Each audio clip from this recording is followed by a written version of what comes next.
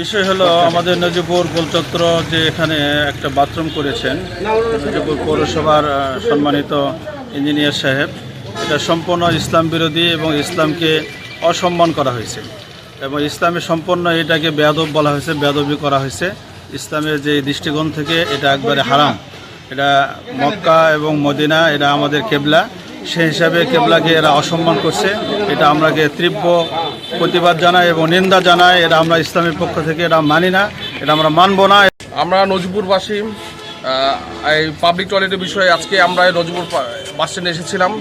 আসার পরবর্তীতে আমরা আগে থেকে জানতাম না বিষয়টি, হওয়ার পরে আমরা লক্ষ্য করি যে এটা পূর্ব পশ্চিম হয়ে টয়লেটমুখী হয়ে আছে। কিন্তু আমাদের পৌরসভার ইঞ্জিনিয়ার সাহেব যার মাধ্যমে প্রকল্প বাস্তবায়ন হয়েছে, এটা সম্পূর্ণভাবে একটা মানে বিতর্কমূলক, এটা সম্পূর্ণ বিতর্কমূলক। এর উদ্দেশ্য আমরা তার কাছে জিজ্ঞাসা করব, তার কাছে দাবি জানাচ্ছি এটা দ্রুত সময়ের মধ্যে যেন এটা পরিবর্তন করা হোক। পৌরসভার ইঞ্জিনিয়ার এখানে প্ল্যান দিছে, আমরা প্রশাসনকে বলি সুষ্ঠু তদন্ত করে যদি সে করে থাকে অবশ্যই শাস্তির আওতায় নিয়ে আসতে হবে। এই পৌরসভার থেকে তাকে অবশ্যই এই মুহূর্তে আমি বলতে চাই, এতগুলো জনগণ আছে, আমরা আলেম ওলামা আছি, সাধারণ মানুষ আছে, যে পরিকৃতভাবে একজন ইহুদিও চাই না যে আমি পশ্চিম দিকে বা পূর্ব দিকে পেশাব করি। এই ইঞ্জিনিয়ার কি জন্য করলো এটা আমরা আপনাদের কাছে বলি, আপনারা এটা তদন্ত করে এটা তাড়াতাড়ি এটা ব্যবস্থা নেই।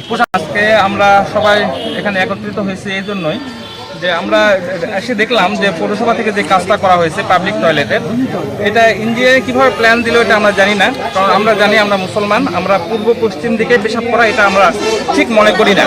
আর এজন্য মুসলমান দেশে যদি করতে হয় মুসলমানের আইন অনুযায়ী করা উচিত।